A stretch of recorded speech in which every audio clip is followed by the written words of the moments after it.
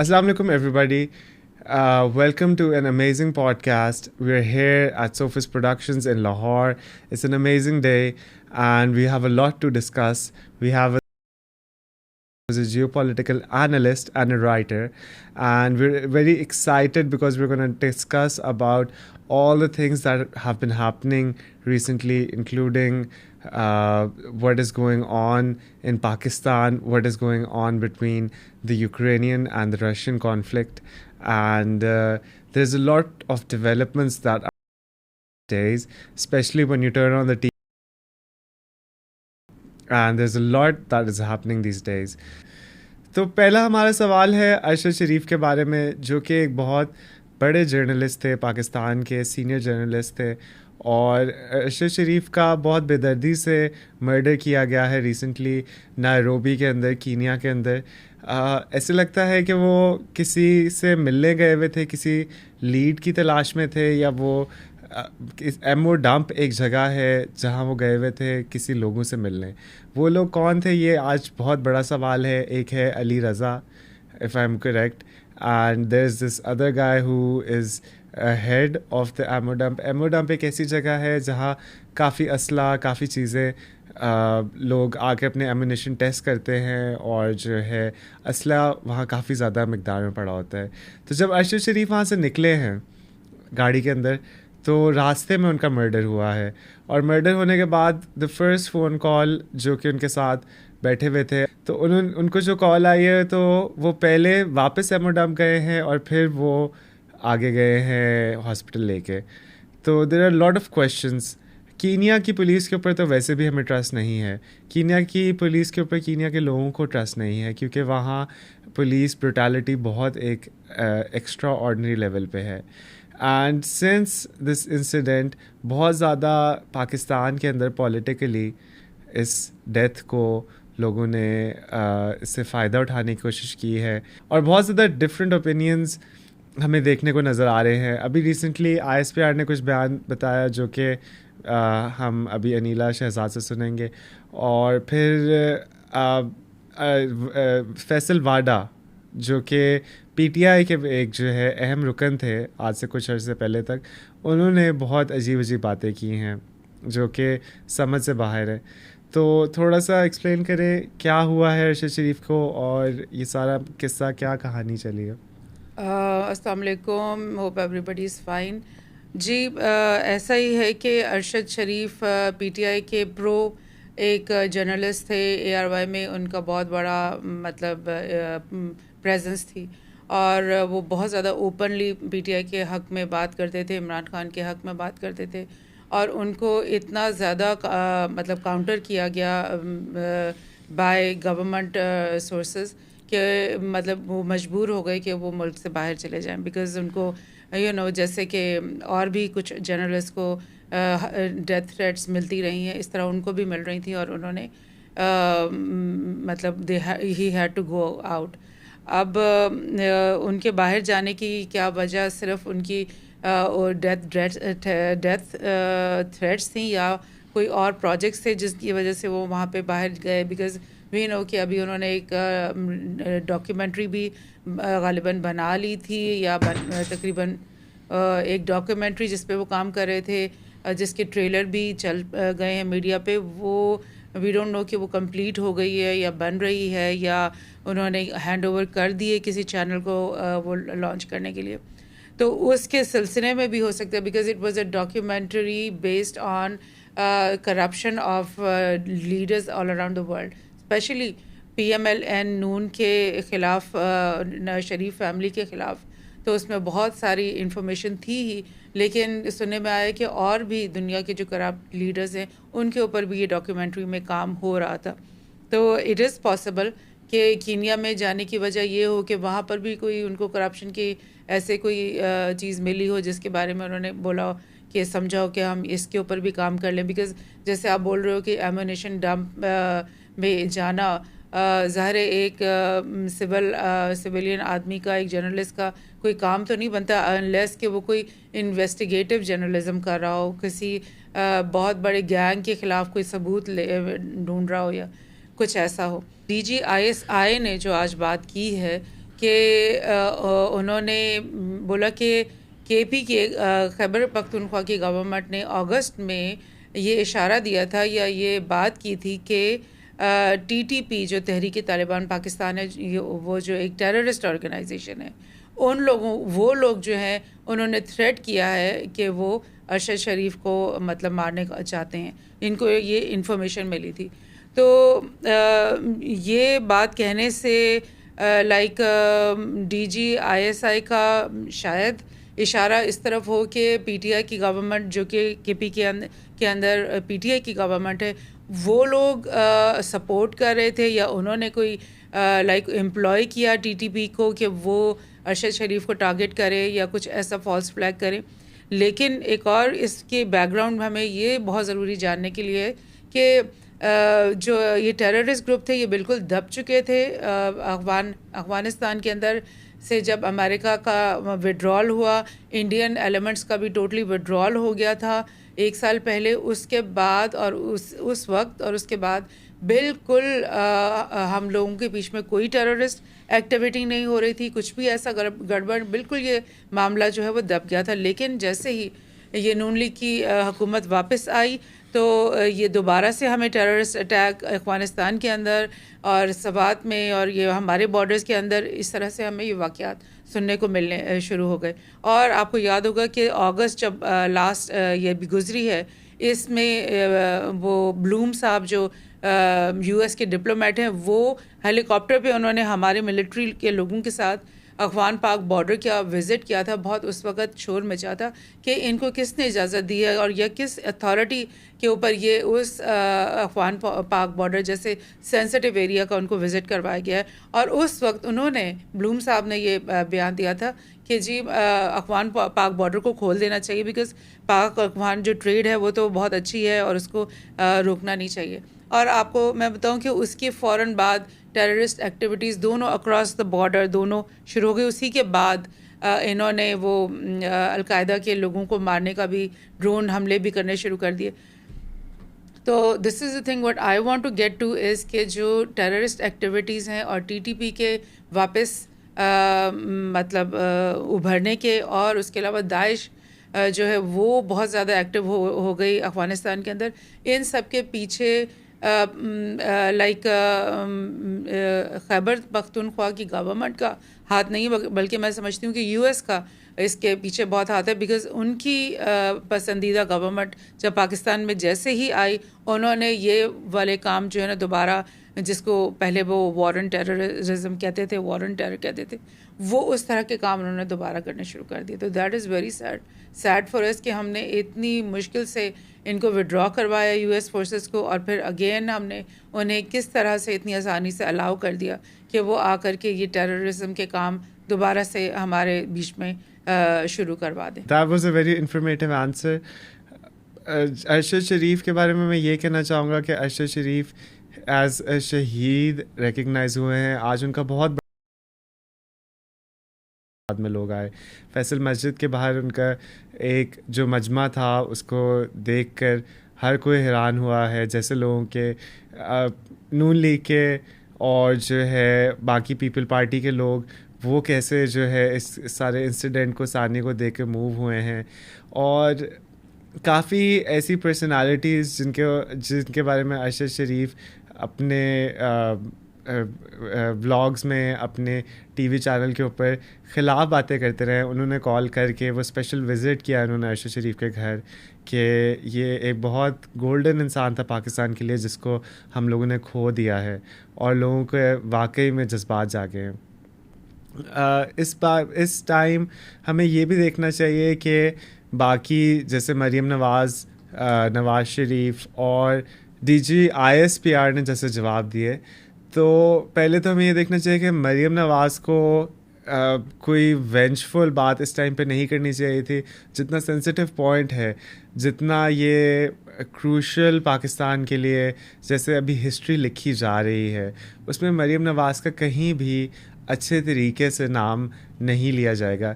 क्योंकि अरशद शरीफ की हम लोग देखते हैं ट्वीट्स, अरशद शरीफ के हम जब भी मैसेज देखते हैं तो हमें ये पता लगता है कि वो बड़े प्यार से, बड़े अच्छे तरीके से, जब भी कुलसूम नवाज़ बेगम की डेथ हुई तो उन्होंने बड़ी जो है अच्छी ट्वीट्स की, उनको दुआएं दी। जो भी पॉलिटिकल पार्टी, जितना भी उनका इख्तिलाफात थे, जब भी किसी को कोई भी परेशानी का मौका मिलता था तो वो हमेशा उसको अच्छे अल्फाजों में याद रखते थे। मगर मरीम नवाज़ ने जैसे ट्वीट की, दिल में ऐसे लगता है कि उनके दिल ही जो है वो सख्त हो चुके हुए हैं। वो किसी और चीज़ के बारे में सोच नहीं सकते, सिर्फ अपने मफादात के बारे में सोच सकते हैं। तो ये एक बहुत आई ओपनर था हमारी सारी आवाम के लिए, पाकिस्तान के लिए, कि कैसे मरीम कर सकती हैं। और दूसरा कि फैसल वार्डन की जैसे ही तकरीर हुई है तो वो पीटीआई के ऊपर पीटीवी के ऊपर नशर की गई है, जो कि आपको पता है कि पीटीआई हर जगह से बैन है। पाकिस्तान तहरीक इंसाफ को कोई ख़ास चैनल कवरेज नहीं मिलती। इक्का दुक्का चैनल जैसे बोल हो गया या एयरवेव पहले करता था। तो एक तो फैसल वाडा की पीटीवी, पाकिस्तान नेशनल टेलीविज़न के ऊपर तकरीर को नशर किया गया 25-30 मिनट की, और उसमें उसके फ़ौरन बाद नवाज शरीफ को ये वो जानते थे और ये एक प्लान था। 5-10 मिनट बाद उन्होंने भी अपना मैसेज दिया, और अरशद शरीफ को वो गुमराह कहना चाह रहे हैं। अरशद शरीफ को वो कहना चाह रहे हैं कि अरशद शरीफ को इमरान खान ने कोई पट्टी डलवाई गलत। अरशद शरीफ जो है वो किसी ऐसे मकसद के लिए नैरोबी गए जो कि उनको नहीं जाना चाहिए था। मतलब कि जो अरशद शरीफ का ज़िंदगी का कॉज था उसको ही अंडर एस्टिमेट करना चाह रहे हैं। तो इस तरह की शर्मनाक और गलत बातें, मेरा ख़्याल से कि किसी की फौतगी के ऊपर, किसी की डेथ के ऊपर, अब आज अल्लाह ना करे कि नून लीग से कोई चला जाए, या अल्लाह ना करे कोई पीपल पार्टी से चला जाए। रिसेंटली हमने ये भी देखा कि जरदारी साहब जो है वो हॉस्पिटल में थे, उन्होंने ये अपने मुंह से बयान किया कि इस दफ़ा मुझे लगता है कि मैं बीबी के पास जाने लगा हूँ। तो अगर जरदारी की भी डेथ होए तो हम में से किसी को भी इस चीज़ के ऊपर कोई मजाक नहीं उड़ाना चाहिए, या उनकी पूरी लाइफ और उनकी हिस्ट्री को एक गलत तरीके से पोर्ट्रे नहीं करना चाहिए, या उनकी जो स्ट्रगल है उसको एग्जैक्टली ऑपोजिट करके हमको नहीं प्रेजेंट करना चाहिए। तो ये एक तो बहुत हमें जो है गलत बात लगी है, जो कि आजकल की पॉलिटिक्स के अंदर आई एम सैड टू से हो रही है, मगर नहीं होनी चाहिए। तो इस इवेंट के फ़ौरन बाद इमरान खान ने भी ये ऐलान किया है कि पाकिस्तान में वो लॉन्ग मार्च करने जा रहे हैं।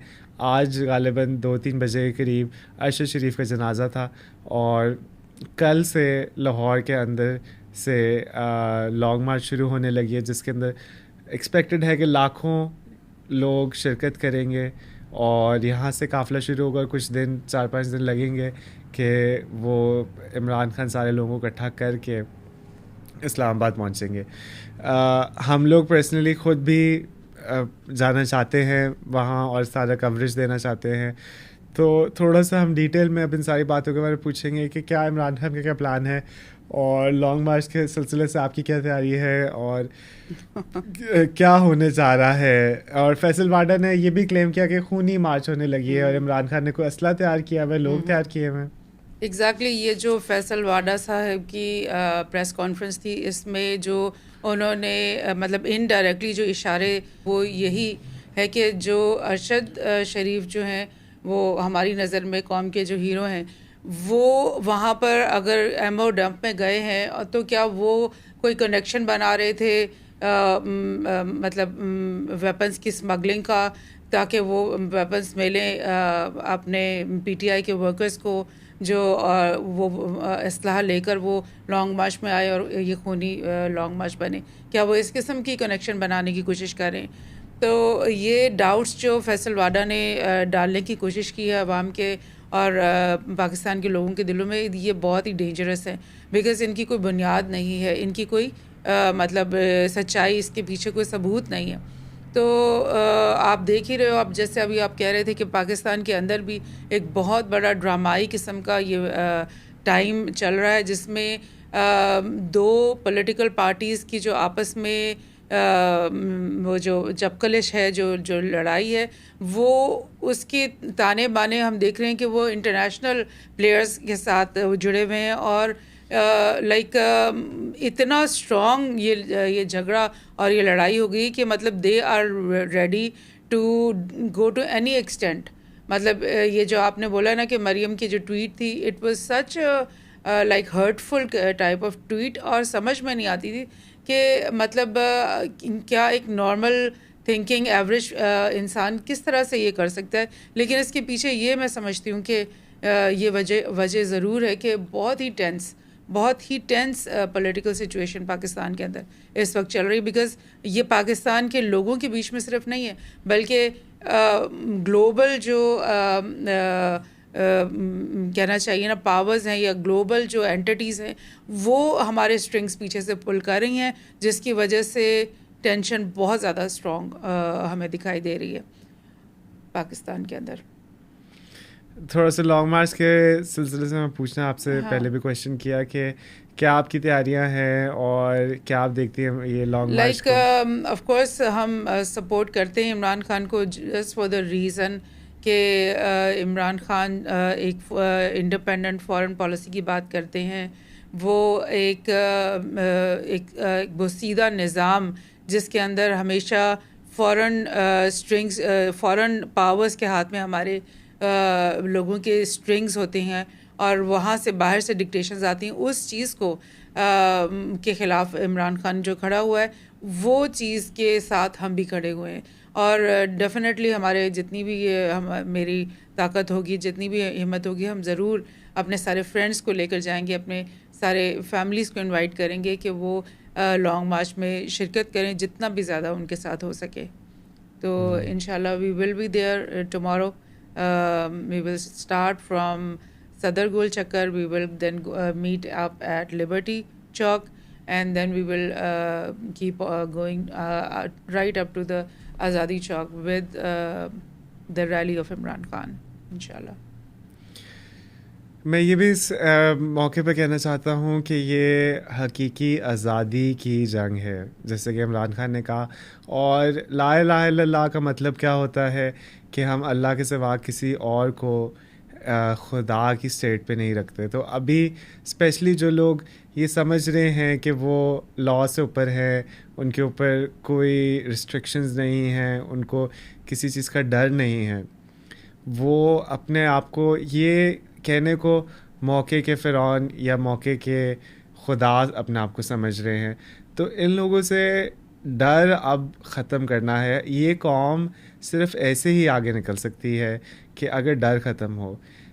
जब से ये मुल्क बना 1947, तब ही मोहम्मद अली जिन्ना ने और कायद आज़म ने ये बहुत अजीम ख्वाब देखा था कि मुसलमान जो हैं, अब हमारा टाइम आ गया है कि हम दुनिया को दिखाएं कि हम लोग की सैक्रिफाइसेस क्या है, इस्लाम क्या था।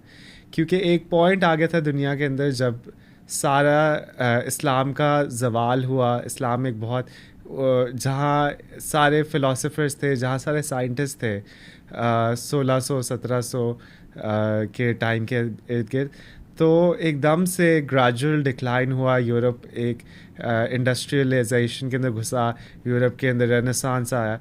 तो तब से जो कि एक मुसलमान थे जिनका बड़ा पैशन था, मतलब कि जो कि अल्लाह का नाम फैलाते थे, जो कि एक अच्छाई के अंदर बिलीव करते थे, जो कि ज़ना नहीं करते थे, जो कि शराब नहीं पीते थे, जो कि जुआ नहीं खेलते थे।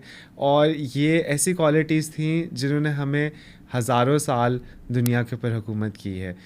तो वो क्वालिटीज़ को जबकि एक और जो कौम, वेस्टर्न कौम, जिसके अंदर क्वालिटीज़ नहीं थी, जो सारे झूठ भी बोलते थे, जना भी करते थे, नशे भी करते थे, उनको जब मुसलमानों के ऊपर एक अक्सरियत मिल गई या उनको एक पावर मिल गई कि उन्होंने कॉन्कर करके हम लोग को ह्यूमिलेट किया काफ़ी 200-300 साल, तो पाकिस्तान का बनने का ये मकसद था कि मुसलमान एक दफ़ा दोबारा दिखाएं दुनिया को कि हमारा क्या पोटेंशियल है, अल्लाह के नाम लेने वाले लोगों के दिल कितने मज़बूत हैं, हम लोग क्या क्या दुनिया में कर सकते हैं। मुसलमान ही तो थे जो कि एक पिलर थे सोसाइटी के एक टाइम में। तो अब हकीकी आज़ादी जो है वो हमारे लिए बहुत ज़रूरी है। जब पाकिस्तान बना, लियाकत अली ख़ान को मार दिया गया, सबसे पहला मर्डर। उसके बाद कितने सियासी शख्सियत के दर्दा मर्डर किए गए, कितनी ज़्यादतियाँ हुई। और ऐसे लगता है कि एक छोटा सा ग्रुप, जो कि सिर्फ पाकिस्तान की बात नहीं है बल्कि पूरी दुनिया की बात है, कि एक छोटा सा ग्रोह जो कि बहुत इन्फ्लुएंशियल है, जिनकी बहुत ज़्यादा पावर है, वो अपने इंटरेस्ट के अंदर सारे डिसीजंस में करते हैं। तो पाकिस्तान एक ऐसा मुल्क नहीं है। पाकिस्तान के अंदर जो लोग हैं वो किसी से कम नहीं। हमारे लोग ही यूरोप के अंदर जाते हैं, अमेरिका के अंदर जाते हैं, ऑस्ट्रेलिया के अंदर जाते हैं, कनाडा के अंदर जाते हैं और बहुत बड़े बड़े काम कर रहे हैं। ऑल्दो पाकिस्तान ह्यूमन डेवलपमेंट के ऊपर इतना नहीं लगाता, मगर हमारे लोग इंटेलेक्चुअली और दुनिया को देख के बहुत ज़्यादा साउंड है, बहुत ज़्यादा अक्ल है, बहुत ज़्यादा नॉलेज है, मगर लोगों की बात नहीं सुनी जा रही।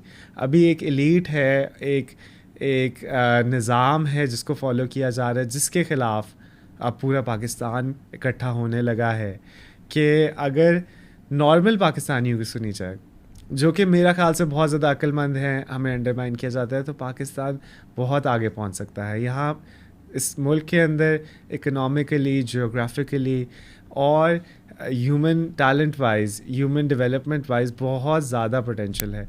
तो थोड़ा सा ये आज़ादी के बारे में, हकीकी आज़ादी के बारे में आप कुछ 2 वर्ड्स बोलना चाहती हैं? एग्जैक्टली बिल्कुल। मैं पहले भी एक्चुअली इस फिनोमेना को पहले भी एक पॉडकास्ट पर डिस्कस किया मैंने कि ये जो जब भी वर्ल्ड वॉर 2 के बाद जितने भी मुल्क थे जो कॉलोनाइज थे, उन सबको जब आज़ादी मिली, उन सब मुल्कों में, जैसे हमारे सब कॉन्टिनेंट में आज़ादी की एक बहुत बड़ी स्ट्रगल है, इसी तरह तमाम मुल्कों की अगर आप हिस्ट्री खोल के देखें तो हर मुल्क के अंदर आपको एक स्ट्रगल नज़र आएगी। किसी की 20 साल की है, किसी की 40 साल की है।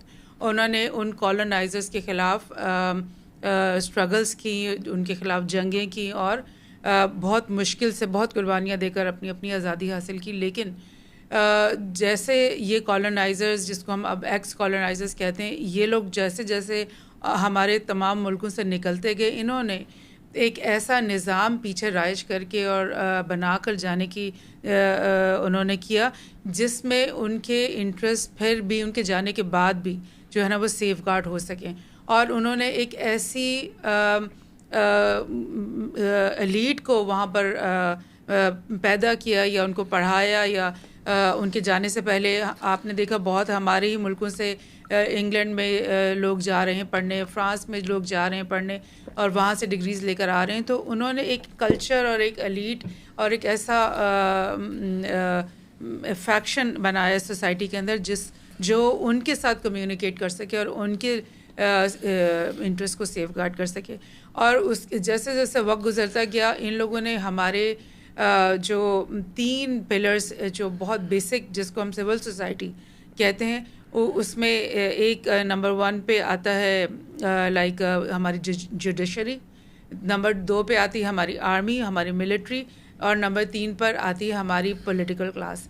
इन तीनों को उन्होंने अलग अलग तरीक़ों से, यानी डिवाइड एंड रूल करके ना उनके साथ ताल्लुकात बना के रखते हैं। और अगर उनके जो पॉलिटिकल पार्टी है वो अगर उनकी एंटी हो जाए तो फिर मिलिट्री को से अपना काम निकलवाते हैं। अगर मिलिट्री उनके एंटी हो जाए तो पॉलिटिकल पार्टी ऐसी वहाँ पे पाकिस्तान में या दूसरे ममालिक में लेकर आते हैं जो कि उनको उनके इंटरेस्ट के लिए बोले। अगर वो सब नहीं करे तो जुडिशरी को या किसी और फैक्शन को, मीडिया को ख़रीद लेंगे। तो this is what they have been doing for so many decades and like so many years, and this is the real like enslavement के एक जिसको कहते हैं ना गैर मरे, यानी कि गैर intangible, हम उसको टच नहीं कर सकते कि वो क्या चीज़ है, लेकिन वो किस तरीके से हमें कंट्रोल करते हैं और किस तरह से हमारी ही सोसाइटी को, हमारे ही जो पढ़े लिखे तबका है, जो हमारा क्रीम है, जिस पे हमें एक्चुअली फ़ख्र होना चाहिए कि ये हमारे मिलिट्री के जो बड़े बड़े जनरल्स हैं, कितने मतलब लाइक लोग होते हैं जो कि आला पोजीशंस के ऊपर पहुंचते हैं जुडिशरी में, या फिर अपना हमारे पॉलिटिक्स में जो हमारे हीरोज़ बन जाते हैं, तो ये सब लोगों को हम एज अ नेशन किस तरह चेरिश करते हैं, किस तरह उनकी इज़्ज़त करते हैं, कदर करते हैं, लेकिन उन्हीं लोगों को ये लोग बाहर से आकर के मतलब ख़रीदते हैं, कंट्रोल करते हैं, ब्राइब करते हैं। यू डोंट नो कौन कौन से नई तरीके वो इस्तेमाल करते हैं कि उनको वो अपने काबू में लेकर आएँ, और फिर जब वो उनके काबू में आ जाते हैं तो फिर बाहर बैठकर वो हमारे स्ट्रिंग्स पुल कर रहे होते हैं। उनकी मर्ज़ी से हमारे मुल्क के अंदर रेवोल्यूशंस आ रही होती हैं, उनकी मर्ज़ी से हमारे इकोनॉमिक पॉलिसीज़ बन रही होती हैं, उनकी मर्ज़ी से हमारे जो है चीफ़ ऑफ आर्मी स्टाफ जो हैं वो अपॉइंट हो रहे होते हैं।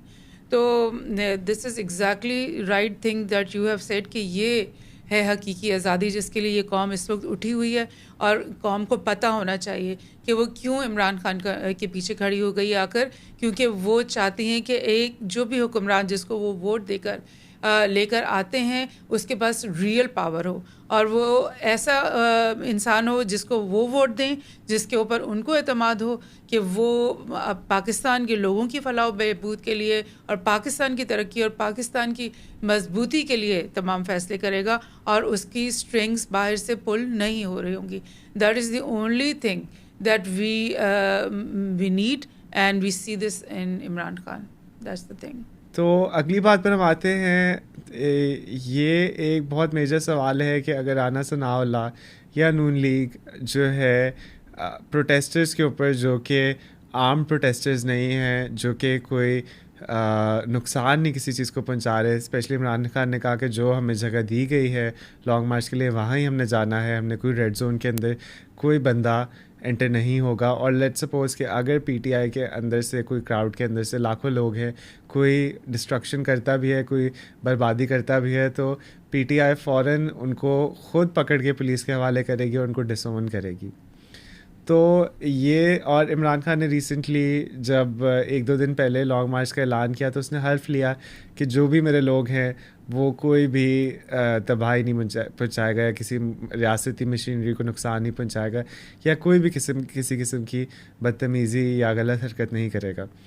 तो ऐसे मौके पर होते हुए भी जब राना सनाउल्लाह कह रहा है कि मैंने 10 गुना ज़्यादा कैन मारने हैं, शेलिंग करनी है और आंसू गैस फेंकूँगा मैं, और ये सारी जो हमें बातें सुनने को मिल रही हैं, अगर वाकई में जैसे पिछली दफ़ा बच्चे भी थे, बड़े भी थे, औरतें अपने बेबीज़ को गोद में उठा के लेकर आई हुई थी और राना सनाउल्लाह ने कैंस चलाना शुरू कर दिए, और सबसे इम्पॉर्टेंट बात कि इमरान खान जब पहुंच गए थे वहाँ तो नो डाउट इतने ज़्यादा लोग नहीं थे, मगर अगर इमरान खान वहाँ खड़े रहते 5 घंटे, 10 घंटे, 12 घंटे, तो आई एम प्रीटी श्योर कि पूरा पाकिस्तान ने वहाँ आहिस्ता आहिस्ता करके पहुँचना शुरू कर देना था, एक बहुत बड़ा क्राउड गैदर हो जाता।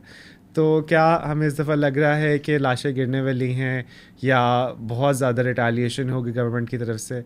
और केपी के अंदर तो इमरान खान की हुकूमत है और पंजाब के अंदर भी इमरान खान की हुकूमत है, तो फिर कहाँ ये फोकल पॉइंट हो सकता है वायलेंस के ऊपर, और क्या ये वाकई में राना सनाउल्लाह कल करने लगा है सारा कुछ? कल तो आपको पता है कि लाहौर के अंदर ही रैली होगी, लाहौर में ही लिबर्टी चौक से स्टार्ट होगी और आज़ादी चौक पे जाके ख़त्म हो जाएगी, और इस्लामाबाद में तो हमने नेक्स्ट नवंबर के किसी डेट पर 5 और 6 डेट है, उस पे हमने वहाँ इकट्ठे होना है।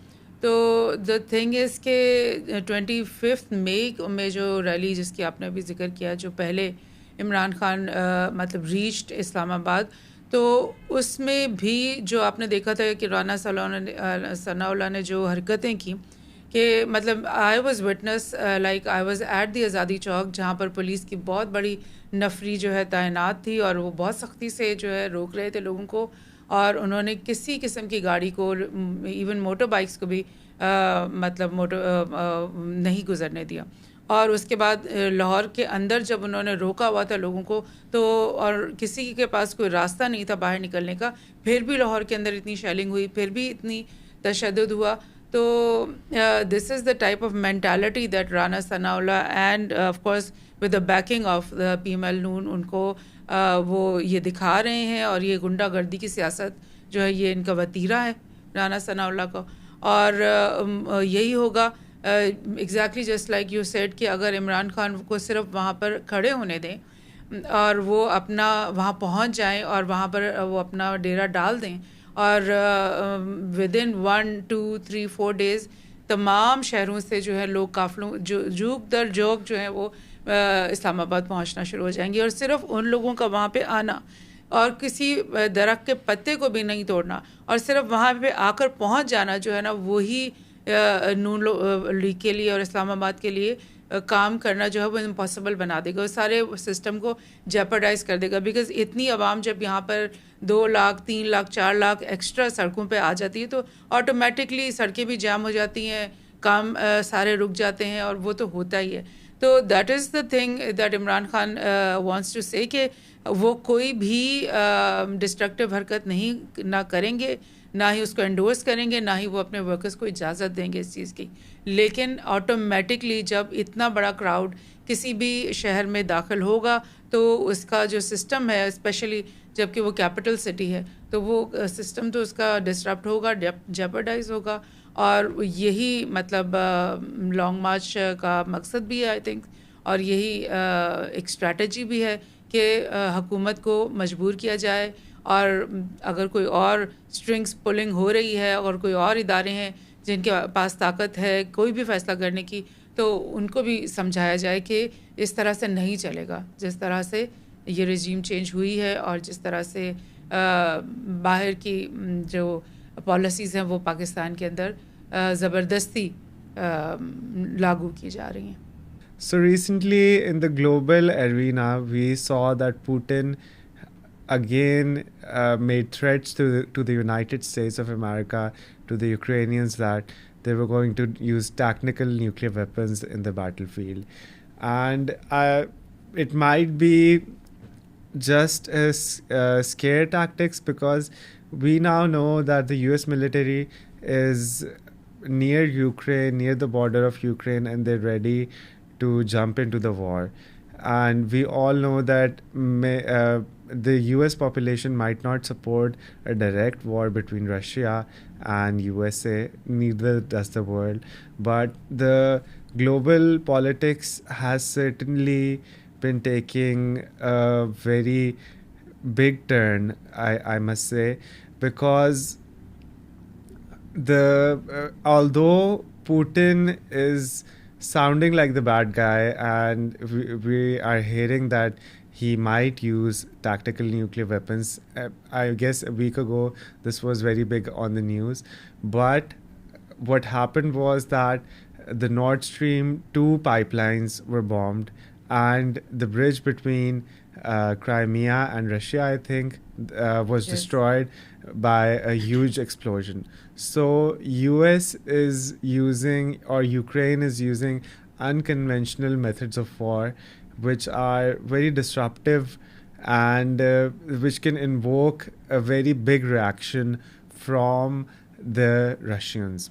But it seems that while all of this was happening, one thing that the Saudis told the Americans, that we are going to cut 2 million barrels per day or per month of crude oil supplies, which was a very big blow to the Biden administration, because Biden right now is using USA's strategic oil reserves to artificially keep the oil prices low, and they want maximum amount of help from the Saudis and the OPEC nations to have the oil prices as low as possible, so America and the whole world does not suffer through extreme inflation levels like we're seeing these days.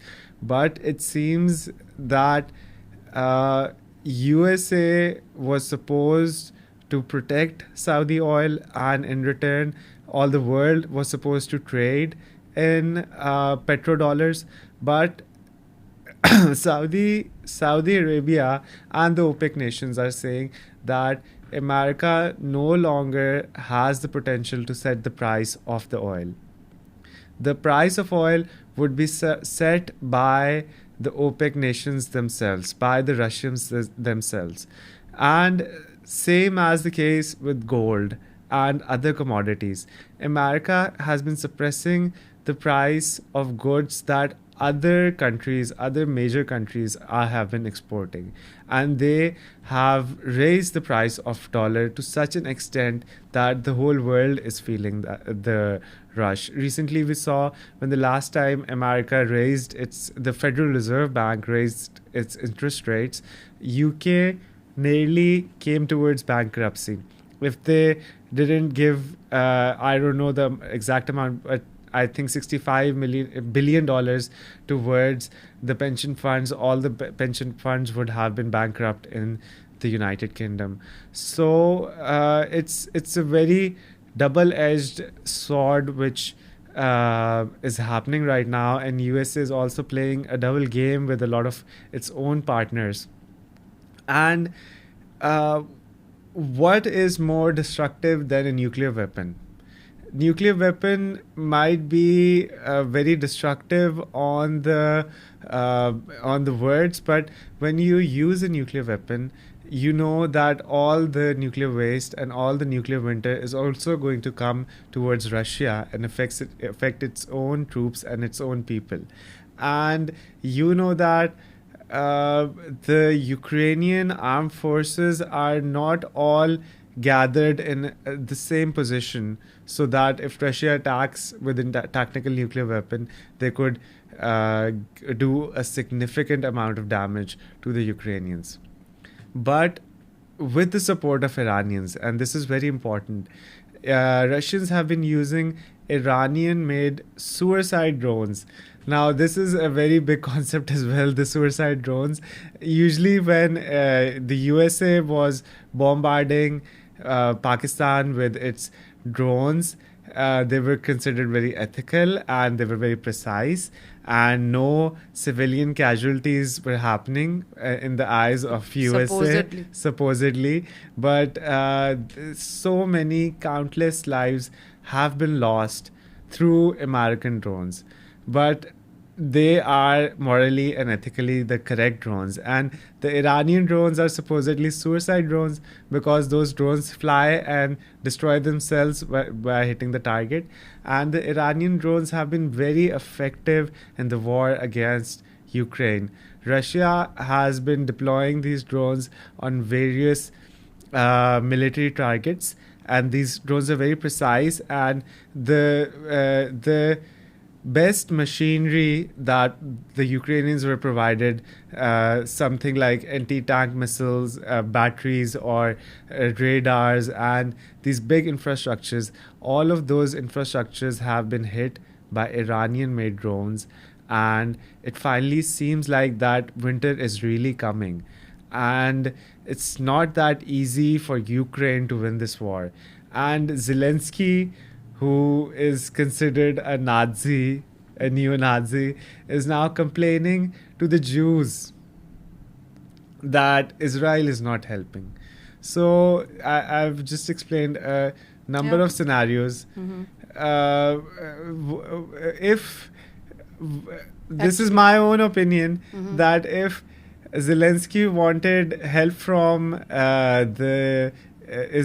from Israel or the Jews, they shouldn't have used the swastika with their army, which was, I don't know, something related to Hitler, and now they want also help from the Jews and the 2-3 points I said earlier. So what do you think about all these points? The Ukraine-Russia war is becoming more interesting every day. And you're right, Putin did threaten the use of nuclear tactical weapons, but that was, I think, just a threat. But now, I think yesterday, Putin has made another threat that he is going to target the satellites, US satellites in the space, which Russia would consider that they are being used for the Ukraine war.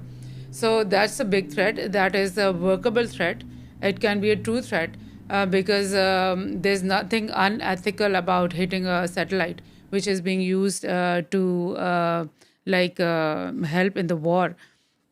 So this is another thing, and there's another very story going on that they are saying, the U.S. media and Zelensky, they are saying that Putin is going to use dirty bombs inside Ukraine. And dirty bombs are bombs which are nuclear, but they're not actually nuclear bombs. They are made of nuclear waste.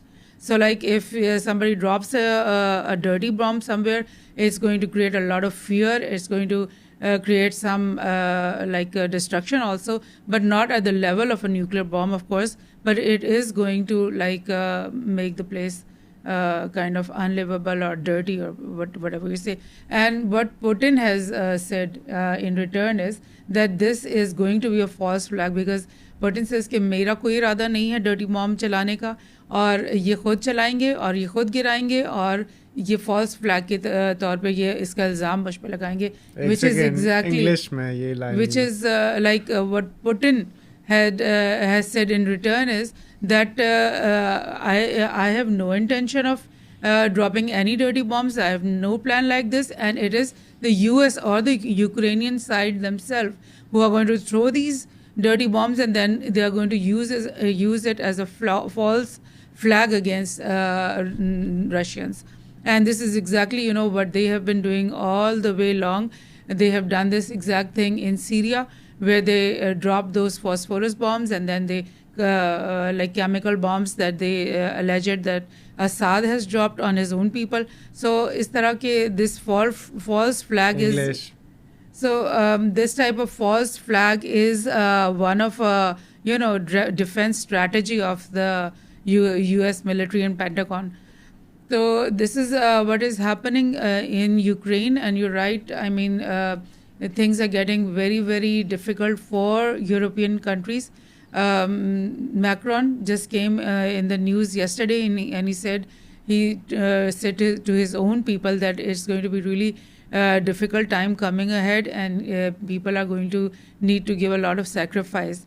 And of course, the reason, one of the reasons is this inflation, worldwide inflation that's hitting every country one after another. And then this Ukrainian war, which is creating a lot of tension in Europe. And, the winter is coming, and they need gas to survive. And Russia is not ready, is not going to give them that gas. And, they were expecting to get that gas from Qatar.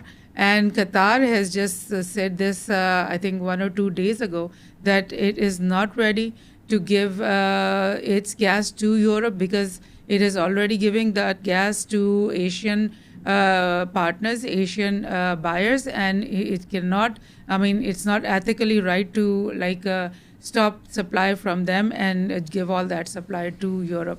So Qatar has said that this will not happen, and if they want a contract with us, we will be able to give them not before 2025. So that's what's happening. That's what's happening, and economic problems have become very huge, and this political and this military problems, all like the whole world. Every day you open the news, you are facing a new set of drama, and that's exactly what you said, and I'm appreciating that. So when we're talking about dirty bombs, we should also know what the US has done in Afghanistan and in Iraq. During the war after 9/11, when I was in my university, I guess, we used to read these articles that the US was using armor-piercing bullets and rounds to fight with the Afghanis, because Afghanis are very tough people, and they usually hid behind caves, hid behind good armor, and the US couldn't really get to them. So the US also decided to use armor-piercing bullets in which they had uranium waste. And what happened in the time period between 2007-8 to till 2010-11-12, we used to get these articles that the uranium levels in the women in the hair samples that were taken from the women were so high that babies were being born with cancer. The women had This were was in Iraq. Iraq and Afghanistan, I think.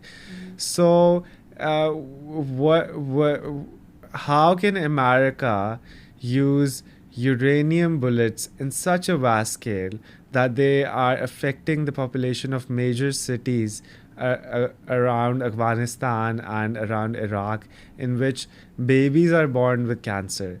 The uranium level in the hair of the population is so high that seems like there has been a nuclear catastrophe or something in that area.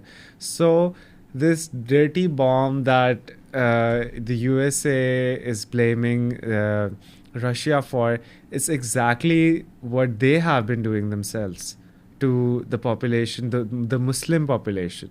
And I'm very sad to say that the world does not think Muslims as even worthy of living. There is a neo-colonialist mindset that the Europeans and the Americans and the people from Australia are somehow superior to the Muslims and all the people in the Middle East. So this is very bad. Even when Russia would use these type of tactics against the Ukrainians, all the world would cry with tears. But when that has been done to the Muslims of the world, no one actually reported on that, no one actually cried upon that, and that is a very sad situation. So coming to the next topic, we want to discuss maybe something about philosophy, maybe something about religion. So what do you want to say, Aneela Shahzad? Well, you just mentioned the dilemma of Muslims around the world, and with this, we have the right, and we should talk about our religion. We should, there's one thing that I notice in mainstream media, that whenever Muslim people are giving some interviews or they are taking part in some debate, they are usually a little bit apologetic about their religion. And this apologeticism is really something that hurts me, because we believe in a belief system, and we believe it to be true, and we're not sticking on to a way of thinking or a way of life which we know in the depth of our heart is that there are some bad things in it. We believe that it is a just, a humanist, and a moral, ethically very high ethical type of belief system that we have, and we are proud of it, and we are not apologetic about it.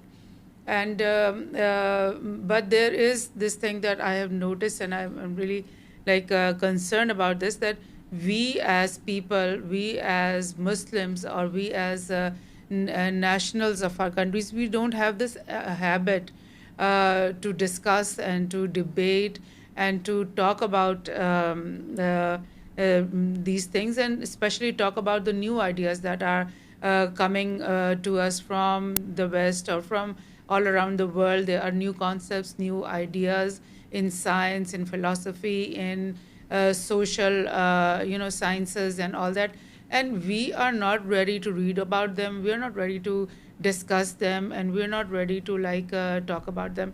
And this one thing that I really appreciate in the Western societies, that whenever we are watching their programs and their debates and their interviews of their scientists and their researchers, we find that they have this culture, of talking to each other. Like if there is a university, a professor or a researcher of one faculty is going to go to the researcher of another faculty, and they're going to collaborate, and they're going to talk about each other's sciences, and they're going to try to understand, and they're going to try to find something that connects those two sciences or those two concepts that these people are working on.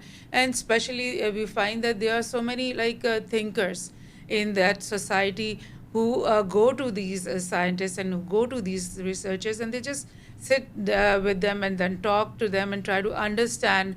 A thinker is just going to go to a quantum physicist, and he's going to sit and just try to understand what the basic things about the sciences, and to relate that thing with his own philosophical thought, or relate those things with whatever is happening in the real life of people. And so it's like this thing which is helping so many new ideas and new philosophies to emerge from that Western society. And those ideas and phenomena and philosophies, they do reach us. If we talk about them or if we don't talk about them, they are still reaching us through media, through culture, through other organizations and this and that. And that is where I think that we need to sit and talk about things and talk about concepts, and have a clear understanding of things. For instance, this thing is very common, that there people think that there is a war between religion and science. And if you are a pro-science person, then you can't be a pro-religion person. If you are for religion, then you are anti-science, which is something we should debate on, I think. And I think that our religion, at least Islam, is totally pro-science, but we need to understand the basis of what science really is and what religion really is, and then make a comparison. Science is a way of thinking, a way of exploring the world around us, and so many thought processes, science also is based on some assumptions. And one of those assumptions is that science is going to deal with the observable world. It's not going to, it has no jurisdiction on anything which is not observable. This is something very humble in science, that science has this dictate, this basic foundation, building block, that it is going to explore matter. And whatever is extra matter or extra, what is maybe spiritual or maybe other things like that, sublime things that we cannot touch or hold or see or hear with our five senses, then science has no jurisdiction on those things. But what the scientific community has done in the centuries that have gone by us, that they have said that anything that does not fall inside the fold of this scientific exploration and investigation does not exist at all, which is something that clashes with religion. I mean, if science is an exploration of the observable world, okay, fine. We all want to know more about matter, about we all want to know more about matter, about atoms, about electrons, about the universe, the astrophysics, everything. Those are all very, very wonderful things and knowledges. But if scientists, not science, but if scientists start saying that whatever is not material just does not exist, that is a way of thinking. That's not science. That is materialism, So that materialism, that is where the war between religion and science begins. And they say this community, these people who are pro-materialist or pro-realist, they call them themselves, they are the ones who say that anything which is spirit or mental or even life, they want to prove that life is just something that appears from matter, just like that, without any explanation or without any this thing. There's a new thing that's going on. First, I would like to explain a little bit about what is reduction. Like the way science developed from the beginning was, there was the scientific revolution when it came, and this Renaissance when this came in Europe. There were two basic things two basic values behind them. One was reason, and the other was logic. And they said that anything that comes in the fold of reason that you can explain, that is truth, and everything else is just like rubbish.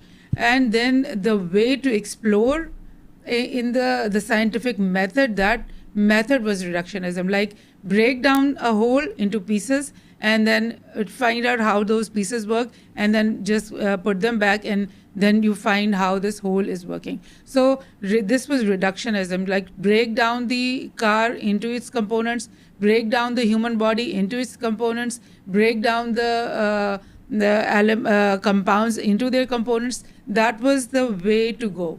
So like this, they coming down from one strata to the other, to going deeper and deeper, we came to the atomic structure. And then we had another jump that we came to the quantum mechanics, and that was a strata or a stratum even below the atomic structure. It was a sub-atomic world that we were looking into. But the problem in all this reductionism, is that things do not connect.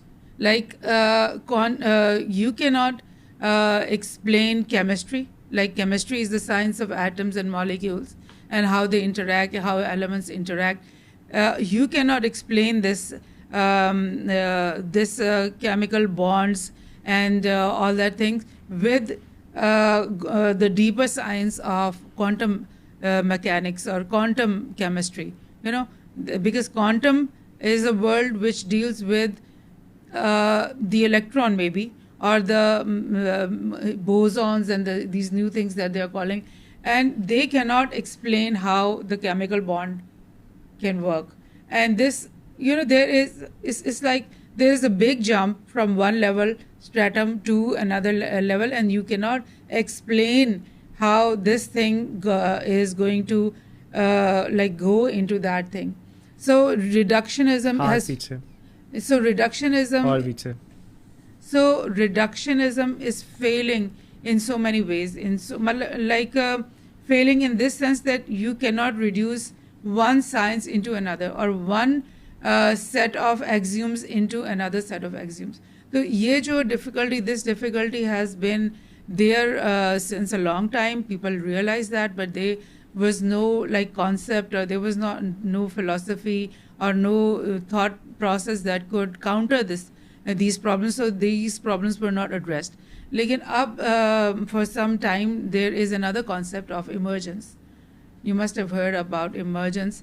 That this is another concept where you, for example, I can explain it to you like this, that if you observe a society, you will observe an individual, and there are some behavior things that you observe in an individual. But if you find those same individuals in a group, maybe in a party, you will see that they have another set of behavior. And then if you find the same group of people or those same individuals in a crowd, in maybe a political demonstration or a protest or an election, their behavior, their way of thinking, their responses to the things will be totally different.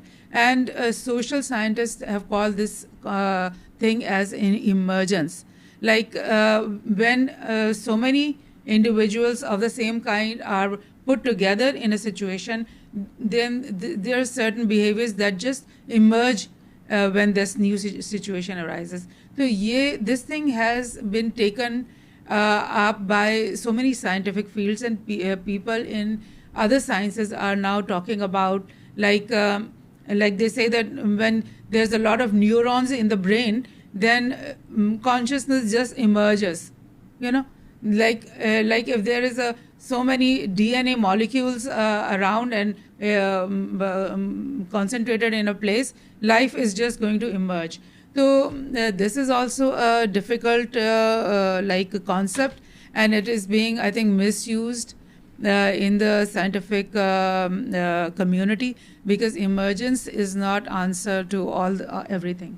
It does explain a lot of phenomena, but it cannot be substitute for reductionism. It cannot explain, just like reductionism cannot explain so many things, like it cannot explain things like life, things like consciousness, things like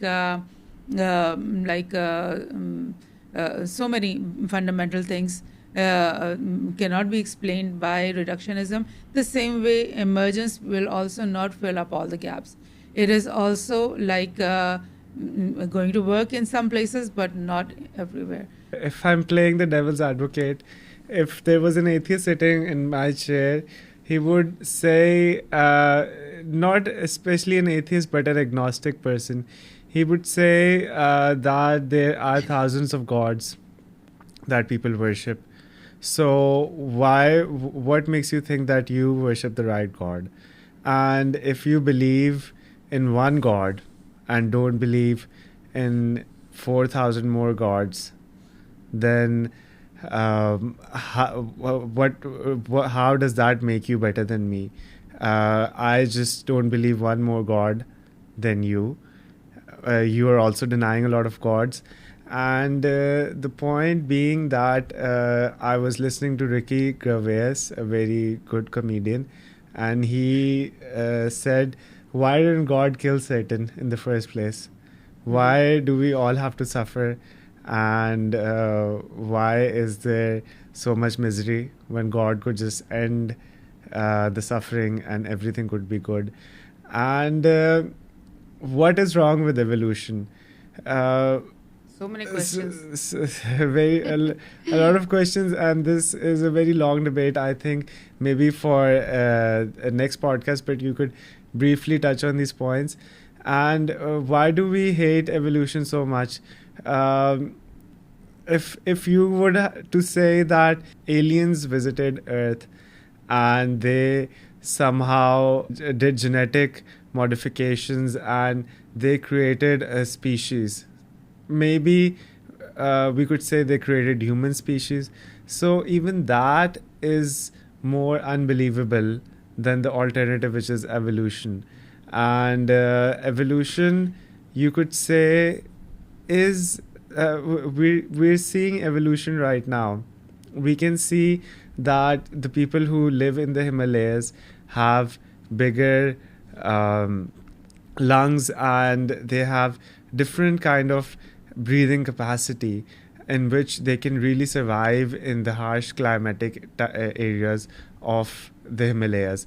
And we also see these civilizations, I don't know where these civilizations are and where these exact people are, but they live on floating boats or floating houses in the oceans and the rivers.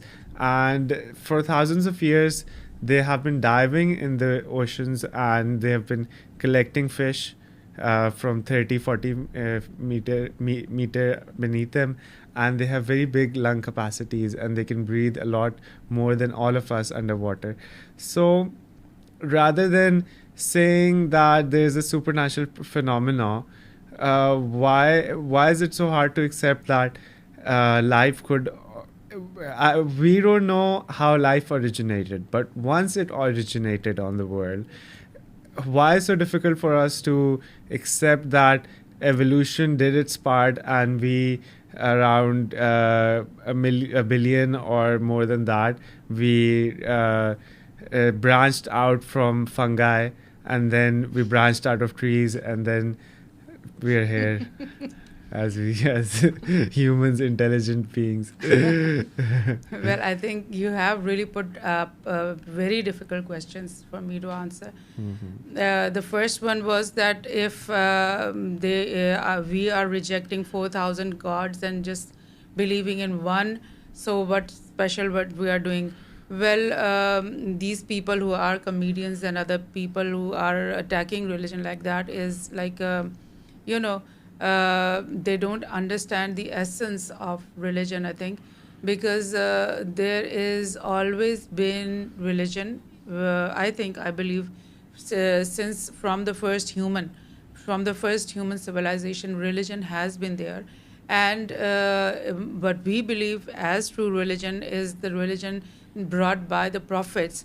They had always been crying about this, that there is only one God, and He is the creator of the universe, of the planets, of the sun and the moon and the water cycle, and all the beings have been created by that one single God. And what the other people have been doing against those prophets was that they have been putting up idols and worshipping idols and making up so many gods, one god for food, one god for like winters, one god for summers, and like this type of thing, which true religion, in my belief, has always been opposing, denying, and asking the people to not worship those 4,000 fake gods that you have constructed from your own mind, from your own imagination. That is not reasonable. And the only one God is that God who has made this whole system, who is behind this whole universe thing. So that's the first thing. And the other thing that you just touched upon was, I think, you said. Why didn't God kill Satan himself? Why all the misery? This question about the, evil, that why does evil exist? This is the question that all these atheists and non-believers, they put upon the believers, that if there was a God and if He was so all present and all powerful and omnipotent and omniscient, then why did He create evil and suffering in the first place? Why is He a sadist? He wants to see us suffer and cry. Well, that is something that is so bad. I mean, we as believers of Islam, we are in a position that we are in love with our God, and we believe Him to be the most merciful and the most loving and the most caring and the most forgiving God. But this world, this whole thing, this drama that He has created, He has told through His prophets that I am putting you down in this earth for a test. Like, there are bad things are going to happen to you, and that is where I am going to test you, that if you are a believer. People like this Ricky Gervais, who you just mentioned, that the moment something bad happens to them, there's a needle that pricks them, they are going to start crying that, oh no, why did God create pain?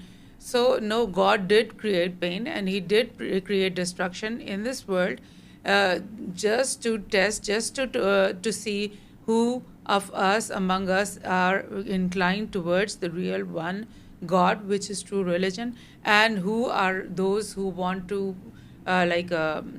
worship, or in their hearts be slaves of so many other non-God things, or demigods, or whatever you call them, lesser gods. So this is the message of our religion, that if you have this one God concept, then you are a free person. Like, you don't have to be a slave to anything unreasonable, anything unlogical, anything that is immoral, that is hurtful to humanity. Like, this religion gives us this freedom to think straight, think right, and think moral, and think humanistically. Evolution is the way, I think I said this before also, the way Earth was created out of the sun. It was a ball that broke away from the sun. That's our scientific theory. So if that's the way that it happened, it was a ball of fire at the beginning, and then it took millions of years for it to cool down to a certain temperature, which was a livable temperature. And then when it was, then there was no water on this earth. Then water came in.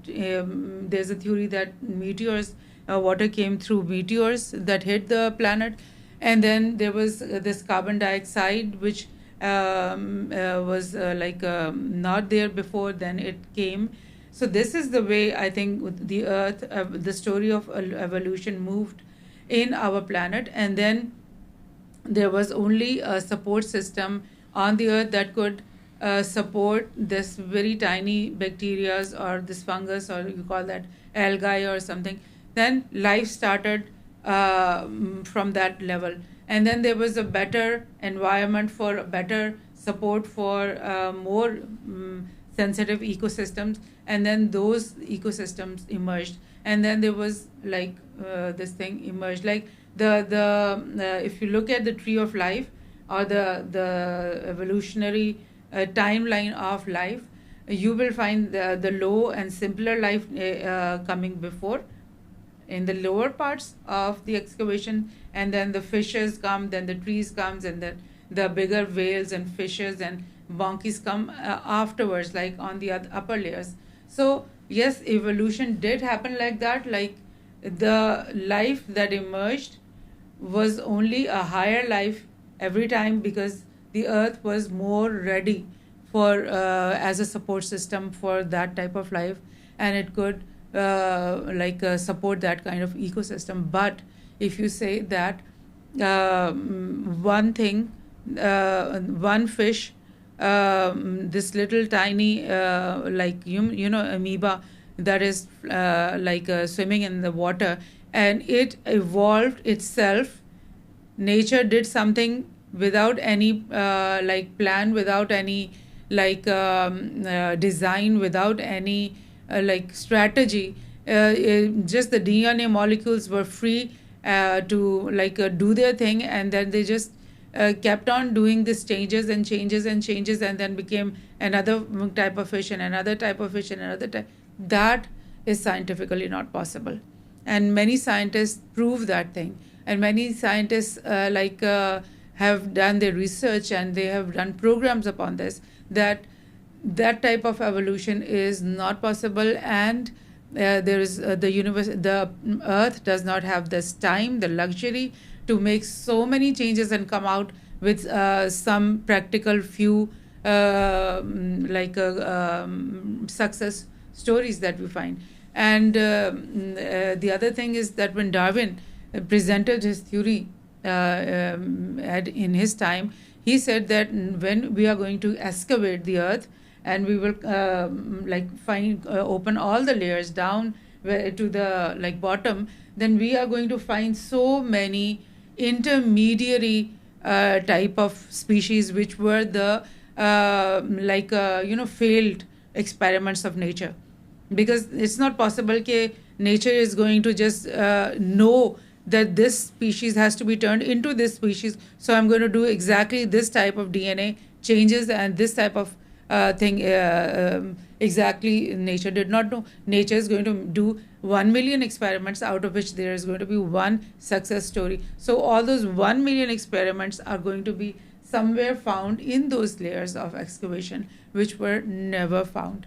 The scientists, the excavators, they only found only the exact, complete species, or the kind of that species. So that is the thing. And the other thing you were saying about the Himalayan man, I'm going to study about that.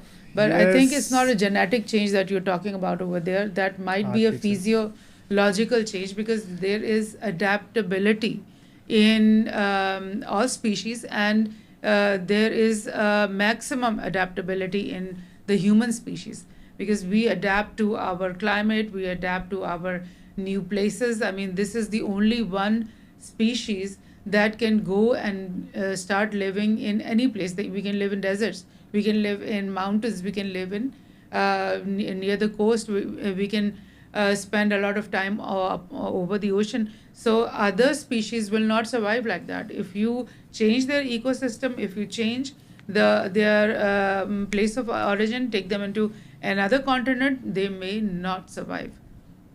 So what you're talking about, maybe I think I'm going to like go into that also, but I think that comes in adaptation, not in genetical DNA gene. But we could argue that evolution is not a complete theory. No one is saying that evolution is a complete theory. Maybe there is an underlying theory behind evolution. What you're talking about makes sense, that maybe one species could not so drastically convert into another species over such a little period of time. But there's also this factor that first of all, evolution cannot explain DNA, and the fact that there's something guiding evolution. If there was an RNA or a DNA molecule, why did it replicate to become billions, trillions, more than even trillions of strains of DNA? Why does our body is made of different bacteria, different cells, different organisms, and it's like a whole factory that we are operating that we aren't even aware of. And sometimes you hear about gut bacteria. What you eat, that gut bacteria gets used to that bacteria, that food, and then the bacteria is even affecting your thought process. It's telling your brain what to eat.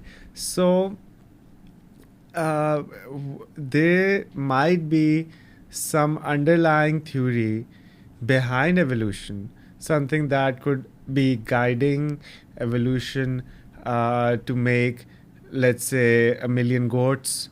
Why 1,000,000 goats? Why not 1,000,000 elephants? Why not 1,000,000 cows? So when we see life, when we see patterns in the species, there are certain type of species that are in abundance. So evolution could tell us that a certain phenomena could happen and change one species to another. But how are there billions of people on the world now? So we could go on and debate on this topic. This might be a very long topic, and might be a good topic for another podcast. But I would like to end upon Dr. Jordan Peterson. Recently, I have been watching an interview between Dr. Jordan Peterson and a very famous Muslim cleric. Firstly, Jordan Peterson has amazing lectures on Christianity. Although I think he's an agnostic person, but those Christian lectures are becoming very famous in the Muslim community. So hats off to Mr. Jordan Peterson for giving such an amazing lectures that have not only just stayed in the minds of Christians, but also are gaining huge recognition amongst the Muslims. And what Jordan Peterson was saying in that interview was that we should not focus on the differences that all of us have. Rather, we should focus on what similarities do we have.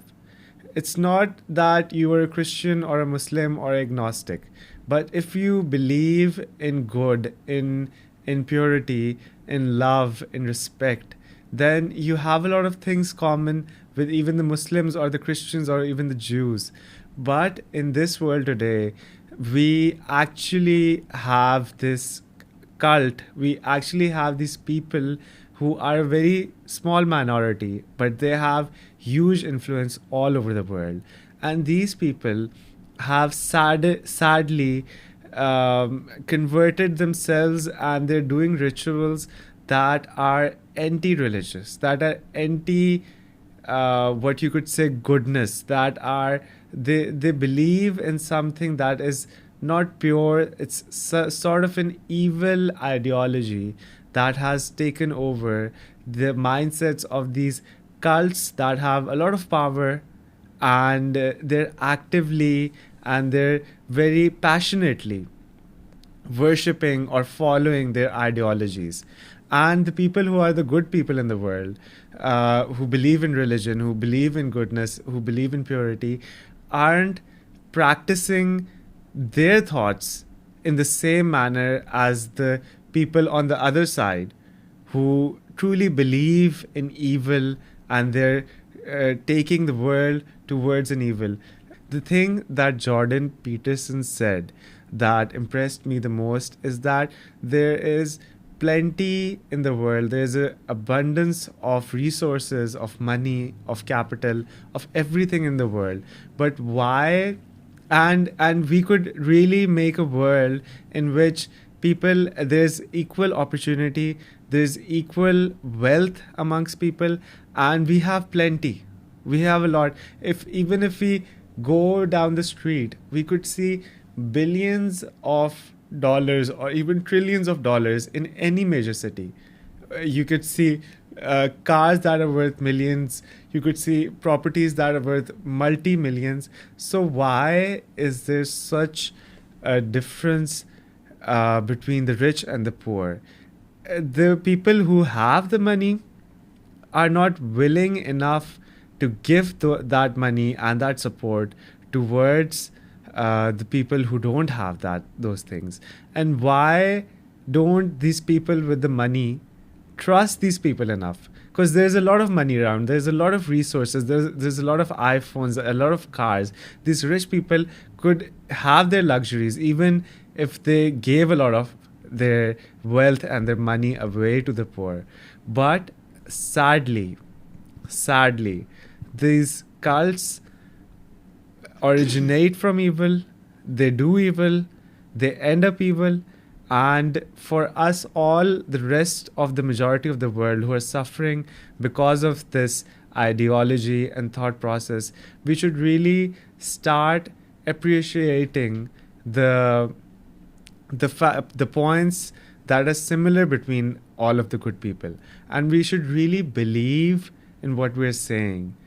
I think maybe Islam is the last true religion left on earth, but still even Muslims don't believe in the book, or they would accept Practical. Islam in an ideological sense, but they're not practicing it in their thoughts and in their actions. So that was a very beautiful message that Dr. Jordan Peterson said. And on that note, I would like to end this podcast. And thank you so much, Aneela Shahzad. Thank you for having me. Do you have any last words for our audience? Thank you so much. It was so nice to be here. So nice to be with your audience. Thank you for everyone who is watching. Have a nice day. Bye.